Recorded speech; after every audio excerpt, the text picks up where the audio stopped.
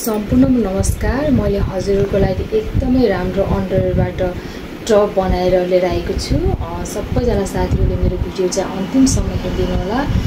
मैले यो अन्डरबाट नै बनाएको दुईटा टु पिसबाट भनौं हैन। हजुरहरुले यो भिडियो कसरी बनाएको भनेर हेर्न चाहनुहुन्छ भनेपछि अन्तिमसम्म हेरिदिनु होला भन्न चाहन्छु।